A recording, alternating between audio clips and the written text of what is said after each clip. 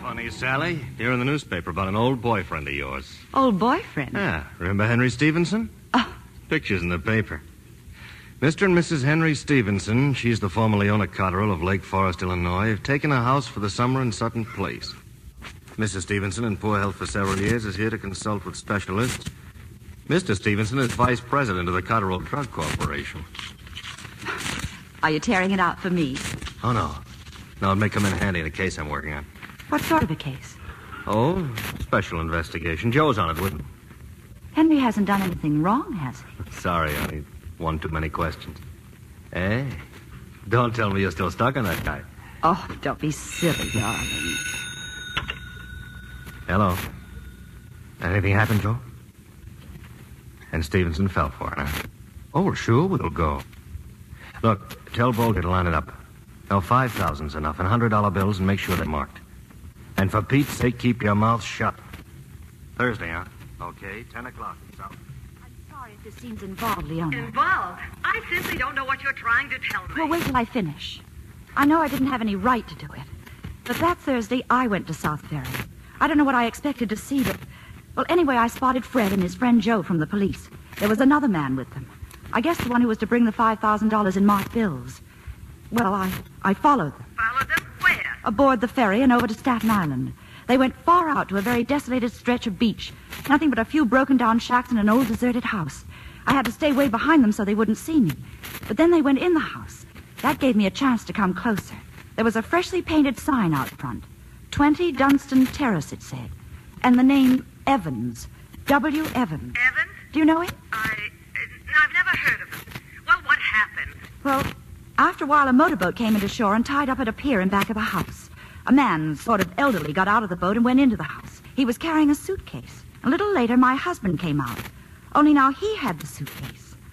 Well, he didn't come home until late that night, and I was dying to ask him what happened, what possible connection it could have with Henry. Well? I didn't dare ask him, Leona. But things have happened since, and unless we do something drastic, it may be too late. Your 5 minutes are up. Please deposit 5 cents for the next 5 minutes. Oh, just a minute, please. I know I have another nickel. Are you still there, Leona? I'm here. This is one of the queerest things I've ever heard. Yes, I know. And I just didn't seem to be able to connect Henry with it. That's why I finally went to see him today. What did you find out?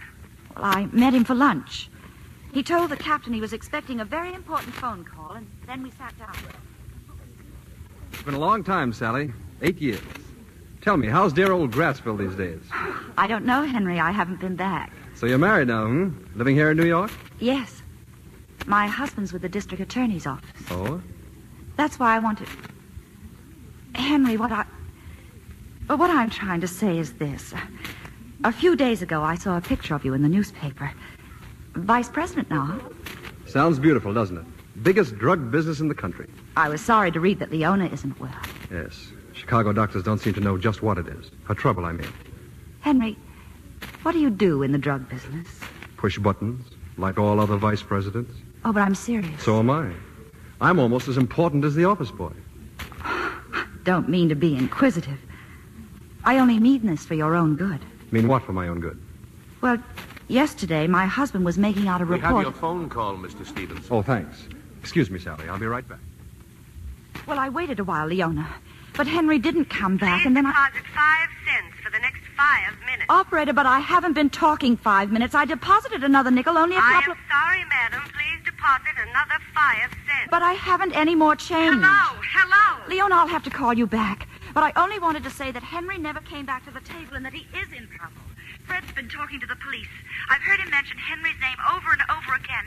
And there's someone else in it, too. That man called Evans. Your 5 minutes are up, madam. Waldo Evans. He owns that house on Staten Island. I am sorry, madam. I will have to disconnect you. Reverse the charges. Put them on this phone. Operator!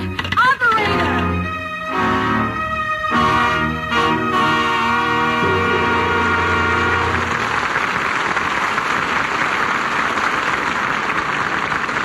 In a few moments, we'll bring you Act Two of Sorry, Wrong Number. Now, here's Libby Collins, our Hollywood reporter. Well, Libby, that was a gala evening we all had at the premiere of 20th Century Fox's new picture, 12 O'Clock High. Yes, indeed. And for one person in particular, it must have been the thrill of a lifetime.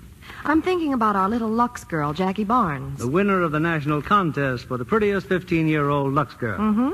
Jackie was an honored guest at the premiere. She certainly was a radiant youngster. She got more compliments than she could count that evening. Well, that's the way it is with Lux girls, Libby. You know, Jackie was telling me how impressed she was with 12 O'Clock High. As everyone was. It's always good news when Gregory Peck heads a cast. And this time, I think he has the best role of his career. Yes, he makes the tough commander of a wartime bomber group an unforgettable personality. It's a gripping story you feel intensely. The dangerous flying sequences, the day-by-day strain those men endured. The whole cast is magnificent. 12 O'Clock High is one picture, Libby, where the men take the honors. Yes, except for Joyce Mackenzie. She plays the one feminine role. Makes her debut in pictures as the Army nurse. There's another lovely Lux girl. She is indeed, John. Like so many successful young actresses, she finds Lux toilet soap gives her complexion just the care it needs. Recent tests by skin specialists prove that Lux soap care really works. In actually 3 out of 4 cases, skin became softer, smoother in a short time. No wonder Lux toilet soap is the leading beauty soap not only in Hollywood, but all over the country. If you haven't tried it, why not begin your Lux soap facials tomorrow? Remember, 9 out of 10 screen stars recommend this gentle protecting care. Now, our producer, Mr. William Keeley. Act 2 of Sorry, Wrong Number, starring Barbara Stanwyck as Leona and Burt Lancaster as Henry.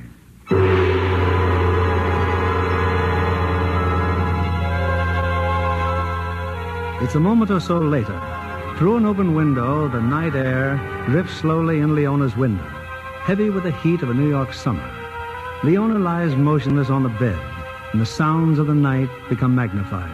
The tugboats on the river, the hum of distant traffic, the muffled roar of a train passing over a bridge, and then suddenly... Hello? Leona, this is Sally again. Can you hear me? I can hear you. I'm calling from the subway station. The stores around here are all closed. I've just been home, Leona, and some more has happened. That house on Staten Island, the one I told you about, well, it was burned down this afternoon. The police have captured 3 men, but this Waldo Evans escaped. But who is Waldo Evans? And for heaven's sake, what's his connection with my husband? I still don't know, Leona, but I do know the whole thing has something to do with your father's company. Oh, that's absurd. My father called me from Chicago this afternoon. He never mentioned a word. Now, look, who's been arrested and why? 3 men, and I don't know why. And why do you think Henry's one of them? I didn't say that. I only know that somehow he's terribly involved. Did anyone say he was going to be arrested?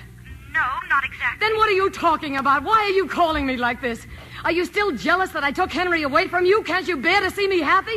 Can't you stop telling lies and making trouble even now? Leona, I can't talk anymore. Then I'm right. You are just trying to make trouble. No, Fred and Joe, they're coming down the subway platform. If my husband should see me here... Leona, I've got to hang up. Hello? Oh.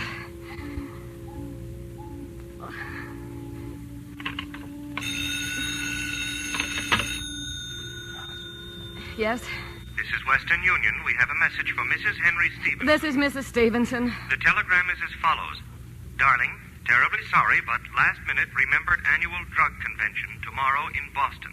Taking next train out, back Sunday morning. Oh. Keep well. All my love. And signed, Henry. That is all, madam. Do you wish us to deliver a copy of the... Oh. Oh, no. Then I wait till the train goes over the bridge in case your window is open and she should scream. Defiance says the coast is clear. I got your message, George. Everything okay for tonight? Henry is in trouble. Desperate trouble. Darling, terribly sorry. Taking next train out. Back Sunday morning. Then I wait till the train goes over the bridge. Then I wait till the train goes over the bridge.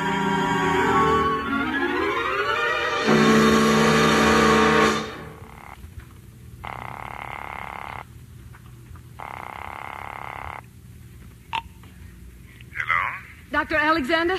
Doctor, this is Mrs. Stevenson. Oh, yes, Mrs. Stevenson. How are you? I need you right away, Doctor. Please come right over. Now, Mrs. Stevenson, what seems to be the I matter? said I want you to come over at once. I'm afraid I can't tonight, Mrs. Stevenson. Now, be sensible. If you just make up your mind to cooperate with your husband and me in our plan of action... Plan of action? What are you talking about? Mrs. Stevenson, I explained everything in my letter over a week ago. Letter? What letter? But surely your husband Hasn't he spoken to you, Mrs. Stevenson? About what? Look, you try to compose yourself now, and perhaps we can discuss it tomorrow. We'll discuss it now. Do you hear me? Now, this very minute. Well, if you insist upon knowing. Your husband called at my office about 10 days ago. He seemed quite concerned about your condition. Naturally.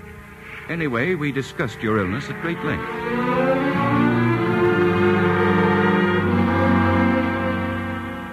Still a puzzle to me, Doctor. I still don't know what's wrong with her. Well, Mr. Stevenson, your wife's illness seems to date far back to her early childhood. Is that true? Yes, I suppose so. But you knew nothing about it when you married her? No, not till after a couple of years. You see, we were living with her father then, in Lake Forest. I remember early one morning. Why did you do that, Henry? Why did you send the maid for my handbag? Why? Because there's something in it that I need. Well, how much money do you want? I'm sorry to disappoint you, Leona, but this time it isn't money. It's simply that I wrote Ferguson's telephone number in your notebook last night, and I want to call him. We have a date for lunch. You know perfectly well you're having lunch with me today. I know, Leona, but I won't be able to make it. This date with Ferguson's rather important. Oh? More important than me, I suppose? Oh, it isn't that, Leona. It's just that... Well, it's about a job. You have a job. What on earth are you talking about? Leona, I've been meaning to say this to you for weeks. I just don't belong in your father's business. Who says you don't? I do. I say it. Working for your father is like running in a dream. No matter how hard you try, you know you'll never get anywhere. I don't want to graft off your charity for the rest of my life. I want a chance on my own. Only you're not getting the chance. I won't have you traipsing around, you hear? Just because Dad doesn't go falling all over himself, you're not going to throw away $1 million business like Cotterell's for an idle whim. It happens to be my business, too, you know. And to think my own husband turns up his nose at it. Now call Ferguson and tell him you've changed your mind. Go on, Henry, call him. But I haven't changed my mind. You're still going? Yes. And someday you'll see it'll be better for both of us. Henry, wait. Now, that's a little silly, isn't it? Locking the door. You're not going, Henry. Not as long as you're my husband. Oh, come on, Leona. Give me that You key. can't do it. You can't do this to me. Nobody's ever done it. Nobody. Will you please stop and give me that Henry, key? please. If you love me at all. Henry, I beg you. I'll talk to Dad. I'll do anything. Anything you want, only don't leave me. Don't go away. Give me that key. No, I won't. Oh, Henry, you're hurting. Henry, please.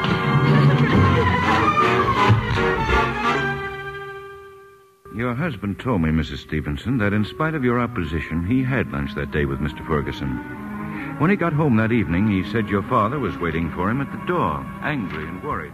All right, Henry. Come in the library. I want to talk to you. What's the matter? Where's Leona? Leona's in bed. She had an attack. A heart attack. She almost died. Heart attack? Did you two quarrel this morning? Yes, but what's that? Weren't you supposed to have lunch with Leona? Yes, but I had to see someone else. Look, Mr. Cotterell, if you don't mind, I'd like to see Leona. You'll see Leona when she's ready to see you. Just in case you don't know it, Leona's had a heart condition since childhood. Her mother died of it the day Leona was born. Leona can't stand being treated the way you did this morning. She never has been before, and she's not going to be now by you or anyone else. And what happens if once in a while I have an opinion of my own? I don't give a hoot about your opinions, Henry. Have them. Think anything you like. But while you're in this house, you'll do what my daughter tells you to do. I think you should know that the argument this morning was about a very important decision. Don't be a fool. A decision I made as much for the sake of Leona's future as for my own. Was it for her that you had lunch with Ferguson? Well, did you get the job? No. No, I didn't. And I'll tell you why you didn't. It so happens I'm a pretty good customer of Ferguson's. I buy more than $2 million worth of dyes every year. Now, who do you think he's going to care about, you or me? So that's what happened. Now, who else in Chicago would you like to have lunch with about a job? Oh, face up to it, Henry. Just as long as you're my son-in-law, you're working for me and nobody else. If you really cared for Leona the way I do, you'd have done the same thing in my place. Besides, you haven't done so badly for yourself.